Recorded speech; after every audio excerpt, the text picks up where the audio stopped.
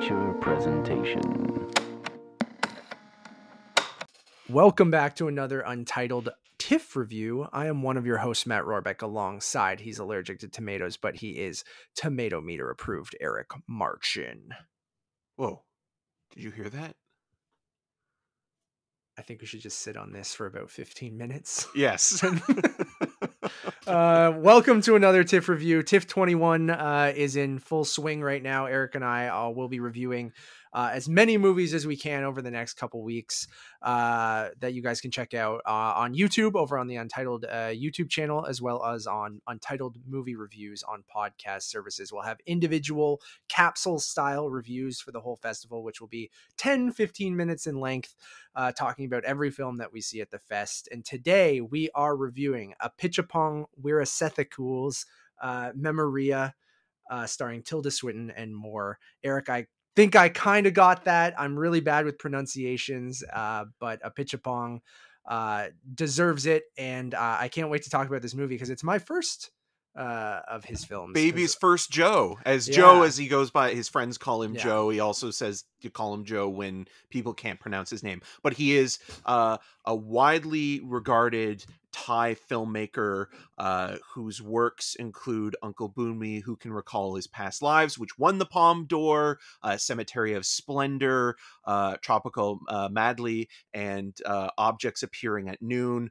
The latter two are in the Criterion box sets curated by Martin Scorsese, the World Cinema box sets.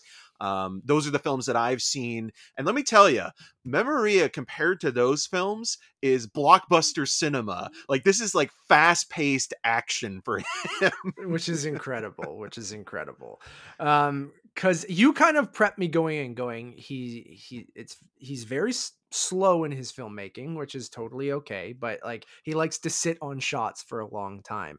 And I underestimated that. And if this is an action movie, I can't wait to go check out and see his other stuff, because ultimately, just to kick it off, or actually, Eric, what is Memoria? Let people know what that is. Yeah, so to give you the crux of the plot, essentially you have Tilda Swinton playing an English expat living in Medellin, Colombia, who goes to visit her sick sister in Bogota and ends up sort of walking around and kind of hanging out. But one night, very early on in the first shot of the film, she hears this meteoric thud. Scared the shit out of me. That and again, we'll talk about that a little bit more, being intentional in terms of where it's positioned in the film and when a little meta. Yeah.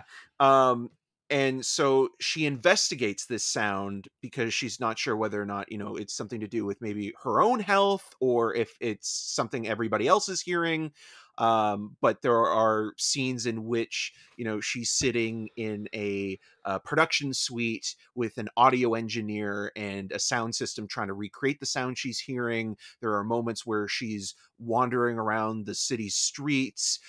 She's hanging out with her brother-in-law, Juan, and she's also looking up bacteria infections on orchids because she's an orchid farmer in Medellin. So it's very much a glacial paced drama that goes to some unexpected places. Won't say anything more in terms of even a comparison to the film, which I think would kind of give things away.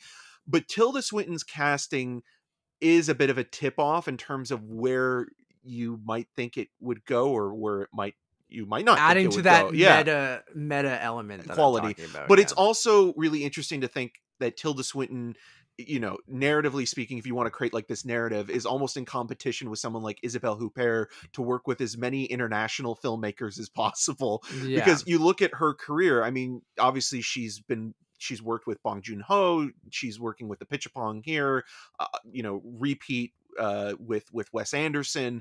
She's one of those great actors, and even with Almodovar in his short the Human Voice, Right. which is also his English language debut with her, because all the stuff that she speaks in the film dialogue wise is in English, with the exception of buying an axe at a store. So there is something that is really wonderful about someone like Tilda Swinton, who goes and works with all of these, highly Really regarded interesting, yeah. world's, filmmakers, and, being an Oscar winner and putting her sort of clout and her cachet into helping these, filmmakers sort of maybe get exposed to a bigger audience. I think that's really, really wonderful, but it's also not going to be everybody's cup of It's gonna tea, be, yeah, because it's that might backfire a little bit, right, but right. Especially when you have her name on the poster and things like that. But oh yeah. the film lies somewhere between abstract and esoteric. And Matt, this being your first, how did you feel watching it? You know what, Eric? The more I sit on it, the more I kind of dug it. I when we left the screening, I was like, "You were not wrong," and and it was a challenge. At times, it's a very challenging watch, and I can only imagine, how slow his other movies are if this was an action movie to you compared to his other stuff. But you know what? It kind of mesmerized me a little bit in the sense where, like you said, it kind of lulls you to sleep at moments. And I don't mean that as an insult. And I do really think the loud thud noise that she's experiencing through the movie is kind of I dare you to fall asleep in my movie, motherfucker. And then it kind of wakes you up throughout the movie, and it's timed strategically where, it might be lulling you into a sense of a daze or something like that. And then you get this thud, and you wake up as your dogs bark. They probably heard the same noise. Yep. And I think that it was fascinating to watch, being my, first film of his. And I think the first hour and a half is pretty accessible. It's a pretty, you're kind of intrigued by this noise that she's hearing, but there's a story about it's her sister who's in the hospital, right? Yes. That she's kind of visiting, and just she's in Medellin, like you talked about. And weirdly, well, she's from Medellin, but she goes to Bogota. And every time you hear Medellin, do you think of Entourage? Because yes, I do. Yes. God, it sucks, but I'm hoping we're the only review that mentions Entourage for this movie. And I kind of was mesmerized by it. And at times we watched it. It was our second film of the day. I was exhausted. I was trying to be as caffeinated as I could. Did I still struggle to stay awake? And weirdly, when I say that, I was falling asleep, I don't mean it as an insult, because he knows that. He's been on record saying that if you feel like you're entering a dreamlike state, that's fine, and that actually adds to the experience of watching the movie. And I actually agree with that. And for other people who, maybe the Tilda Swinton thing, and it being, in English and Spanish, being and making it a little bit more accessible, maybe that puts more eyes on his film. Unfortunately, that's just kind of how things work. I mean, even look at me, it's my first of his films that I've seen. For other people who are curious, the first hour and a bit, I think, is pretty accessible. It's slow, but it's just, a pretty standard kind of, drama or character piece. And then the last hour or so of the movie, or 45 minutes or so, is what you're talking about, Eric, where I was amazed at, he will sit on shots for what feels like an eternity.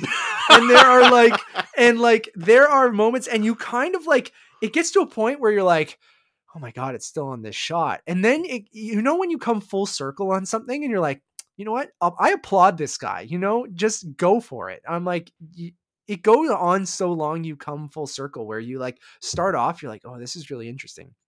And you're like, wow, this is going on for way too long. And then it goes on even longer, and you're like, I almost love this because it's going on for so long. And then it'll cut to another shot that goes on for way too long, and then back to another shot that goes on for way too long. But the images you're seeing are either beautiful or weird or disturbing, or not super disturbing. And we just reviewed T10 and stuff like that. But it fascinated me to the point, and then it goes to places where, that I was not expecting at all either. And I kind of love it for that. And we've kind of teased that with some of the meta nature of the casting of Tilda Swinton. And I've kind of come full circle on this, because at first I didn't know how to feel afterwards. And I was like, I don't think it was for me, but I almost applaud it. Where now I'm like, I kind of dig it.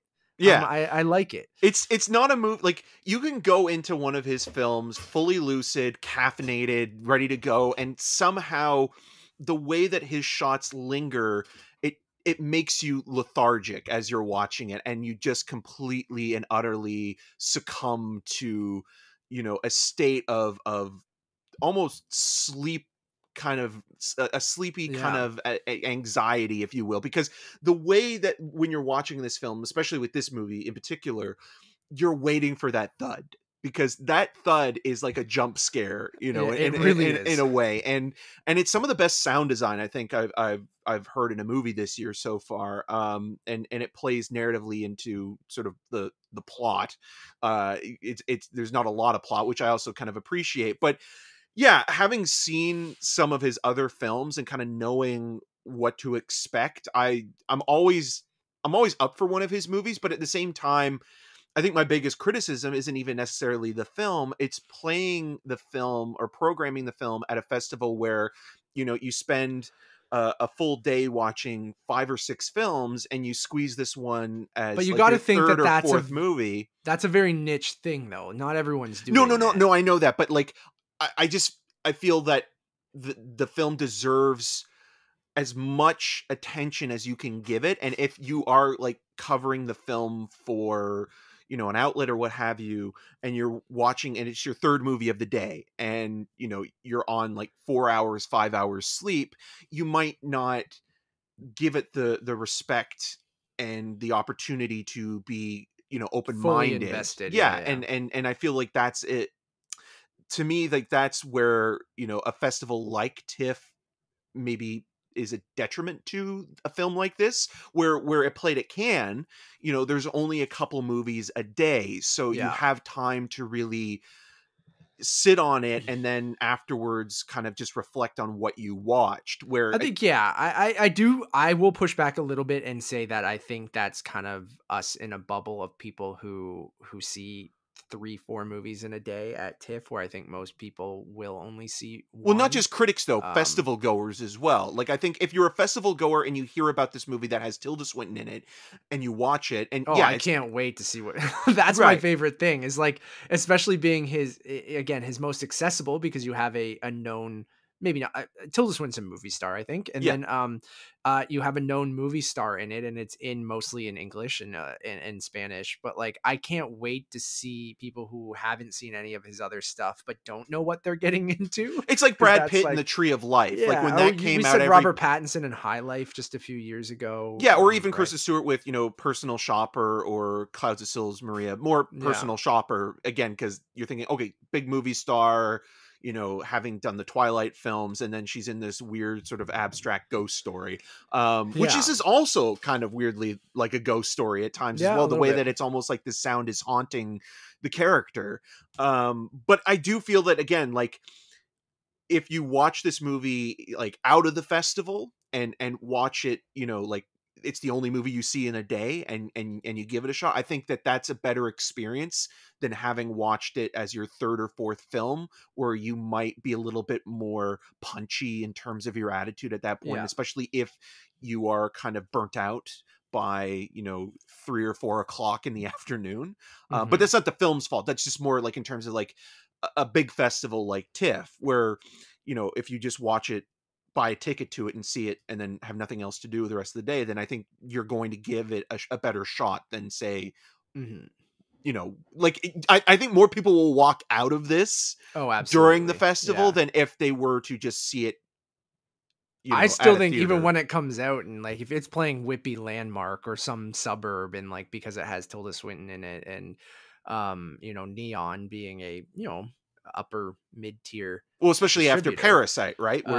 Yeah, because you could say from the studio who brought you Parasite, right? And some trailers and stuff like that. Like, I'm very curious to see the reaction to it. Like, it's definitely not for everyone. It is definitely not for most people, I think. But I still think it's like, if you're intrigued and I've always wanted to watch one of his movies, but we're scared off a little bit. Maybe Eric saying that this is his most action-packed one. It's his most accessible, just because it has Swinton, and there is something with, as you mentioned, the setup of the film that is a little bit more easy to get into in terms of like, a character visiting somebody that, is sick. There's nothing like too abstract or weird in that first, like, it's still at a glacial pace, and Oh yeah. I really do think those thuds are effective, like whenever they pop in. Like, you know, that first one's coming if you knew what the movie was about, and it still gets you. And to Eric's point, that the sound design is so great for that. And I think, you know, those are expertly placed at the right times throughout the movie that I really do feel like are a little meta nod to being like, yeah, people have told me my movies are so slow it puts them to sleep, so I'm going to put these sound cues in there to force you to stay awake throughout the whole thing, which I think is really funny and but effective in the movie and in the context of the movie and where the movie goes. I think is really interesting too. So after sitting on this movie, um I actually did end up liking it quite a bit. Obviously, it's definitely not for everyone. And even when I left, I was like, I don't know if it's for me, but I almost applaud him for it. And that's still kind of how I feel, but I've come almost full circle in that last 45 minutes to an hour that really kind of go into the things that we're talking about. Like, I just thought it was so interesting after reflecting on it, of like, yeah, just sitting on things for what seems like an eternity, and like just really interesting imagery that like both feels like still photography. If anyone knows, like, from the marketing world, what a cinematograph is, which is like a still photo that has a little bit of movement in it, there's probably even a better word for it, and people who are in photography and the arts maybe are laughing at me, but like that's how I know it from. And there are moments like that where, and then it just sits there and lets you sit there, and then even the last moments of the film, it just sits on different images, and I ended up actually really enjoying that. So I I'm also like, I gave T10 a 3.5. I think I'm also gonna give this a 3.5. I'm gonna give it a 4 out of 5. I really liked it. You know, having sat on. I mean, I like his stuff in general. It's made me, sorry to cut you off, but Yeah, it's yeah. made me kind of want to go and Curious? see some of his other stuff. Like, I really might go watch Uncle Boon Me after the festival or something like that at home. And because it has made me really curious about his other stuff. So anyways, keep going. Yeah, he's just one of those filmmakers where, like, every few years or every 5 or 6 years when he makes a movie, because he does a lot of shorts as well, it's always kind of fun to watch something like that, because the world is so fast paced and about instant gratification that it's almost nice to just slow down for a minute and take a breath and kind of indulge in some of that. And yeah, you can easily call it pretentious and what have you, and Yeah. I get that, And but I think a lot of people will. And then yeah. I understand that as well. But Yeah. if you're willing to give it a chance and meet it on its wavelength, I think you will just at least appreciate what the film is trying to do. And it's also just giving you a sense of, like, this is an aspect of world cinema that we don't get every day, because, you know, we're North Americans and we're fed a lot of stuff that has sort of like a structure and is Our time. attention spans are much shorter. Yeah, but it's also, you know, like, narrative filmmaking in the Western world is a lot different than, you know, in the East or you know, all around the world. It's one of those things where it's just nice to be reminded that it's not all about us, you know. And I totally agree. And I think yeah. both in T10 and Memoria, I'm not sure the correct way of saying it. I almost feel like that's um, even intentional. Like, yeah.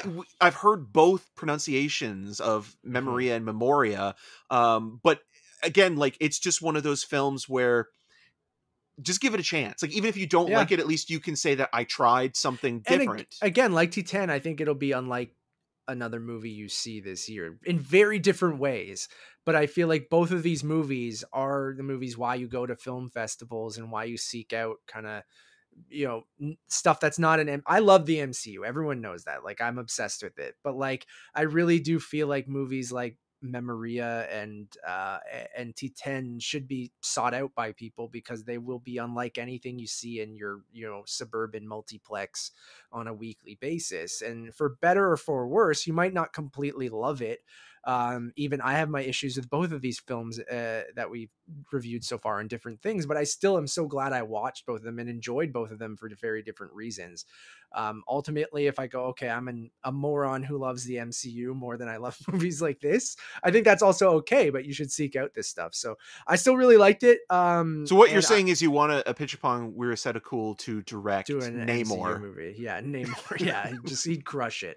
I think I really am intrigued to watch his other stuff now, which is, I think, why you go to things like this at a festival and you go, oh, okay, that was intriguing to me. I want to seek out their other stuff. Yeah. So thank you all for listening. You can check out all of our TIFF reviews right here on the Untitled YouTube channel, as well as on Untitled movie reviews on podcast services everywhere. If you want to find out where all of our stuff is, just head over to our Letterboxd HQ. It's Untitled_movies. All of our social links are there. All of our YouTube videos I post there.